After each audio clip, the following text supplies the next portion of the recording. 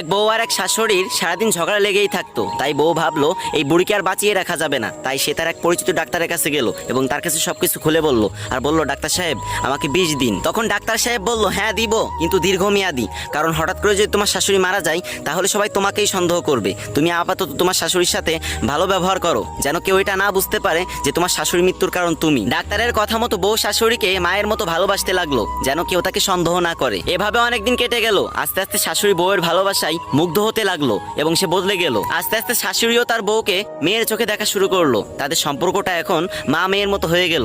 তখন সেই মেয়ে তার ভুল বুঝতে পারলো। তখন সে ডাক্তার সাহেবের কাছে গিয়ে বলল, ডাক্তার সাহেব আমি আমার শাশুড়িকে মারতে চাই না, আপনি আমার শাশুড়িকে বাঁচান।